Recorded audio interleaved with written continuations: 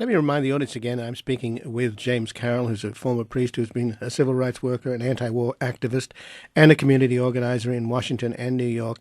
He served as the Catholic chaplain at Boston University from 1969 to 1974, and then left the priesthood to become a writer. His latest book is Practicing Catholic, and we're talking about the Catholic Church on this Easter Sunday.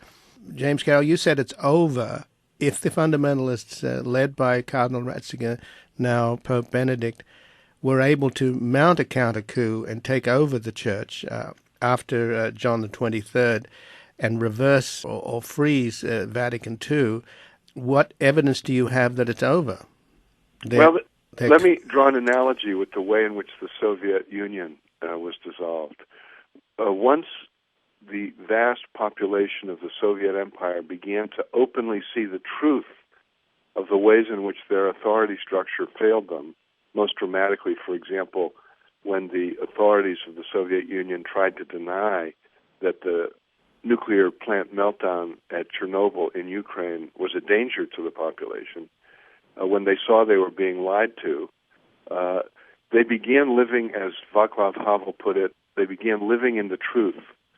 And once the authority structure was discredited, its demise was inevitable. Chernobyl was a meltdown that occurred in 1984. The Berlin Wall came down in 1989. That crucial 5 years was a grassroots revolution from the bottom up, and it followed when people began to see the truth of the corruptions of the system they were living under.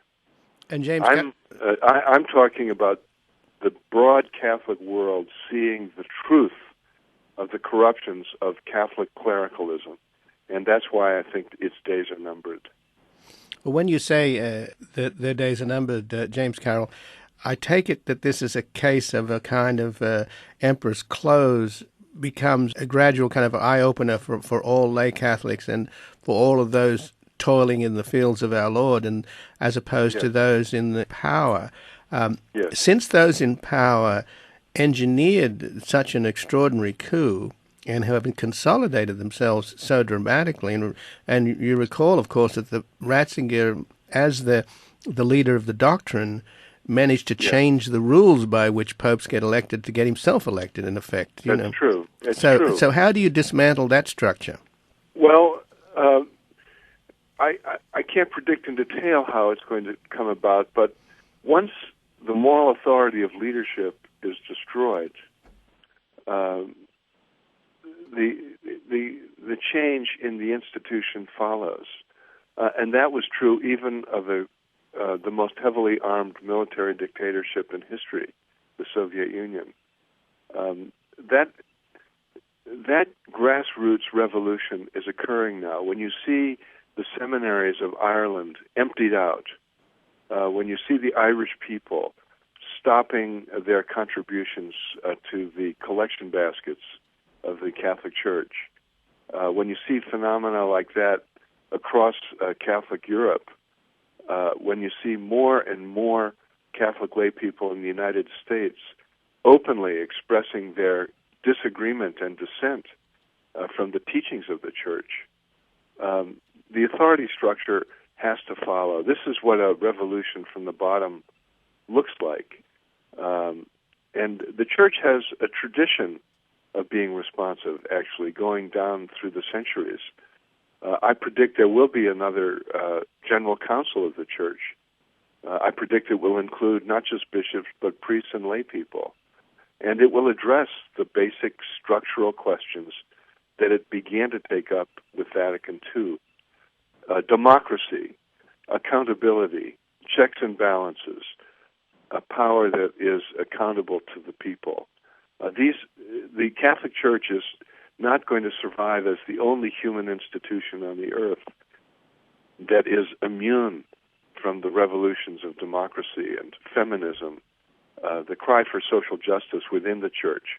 It's simply an unstoppable movement, I would argue.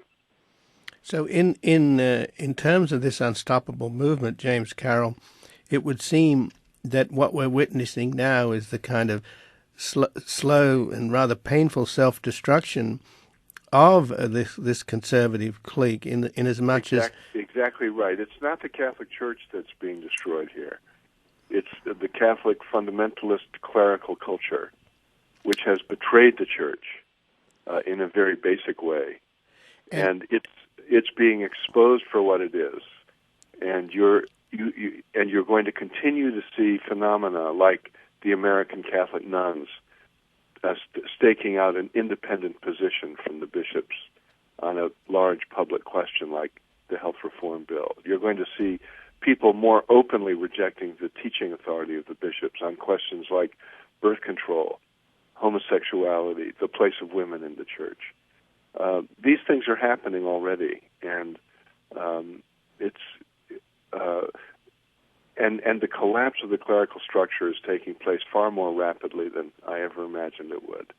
But it seems to be being propelled by this endless sexual abuse scandal, and I'm wondering whether that will be the kind of straw that broke the camel's back, the Chernobyl incident that you referred to that led to the downfall of the Soviet Union, inasmuch as there was an expectation that the Pope, after having addressed the problems with the Irish Church, that he could somehow get the German Church problem behind him. And he seems to have never been able to handle this very well, and one wonders whether he really does get it. I mean, when he was in charge of the doctrine, when he was Cardinal Ratzinger, he sent out a pastoral letter under the Pope's name to everybody in the Church saying that any evidence of sexual abuse had to be immediately reported to the Vatican directly through Vatican channels. And it seems to me that that is in many ways the beginning of this problem, that arguably Ratzinger did not say, well, you have to report it to the police.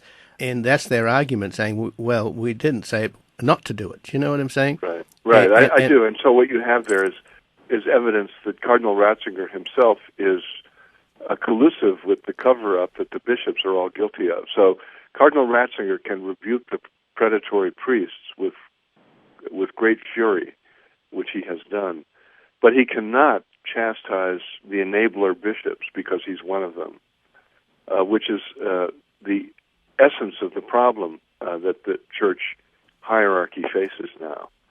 And of course, his resignation would be irrelevant because any bishop who would be a candidate to replace him as Pope would be equally involved with this broad tradition of clerical power protecting itself at the expense of the Catholic people, especially their children. So what we need is a profound structural reformation. And that word is a clue here. This is a change to be compared with the Protestant Reformation. It's that massive. The straw that broke the camel's back in the Protestant Reformation was the selling of indulgences. But the corruptions of the hierarchy went far deeper than that. And Protestant reformers challenged those corruptions. For various historical reasons, that Reformation led the Catholic Church to assume a defensive posture instead of an authentic reforming one, which is a tragic mistake. But now that Reformation can be completed. It can be fulfilled. The Church needs to change. It needs to be more democratic. It needs to be more respectful of lay people. Above all, it needs to be more respectful of women. These are the kinds of changes that, frankly, are already underway. They've happened in the minds of most Catholics. It's the bishops who are lagging behind, and that's what we're seeing here.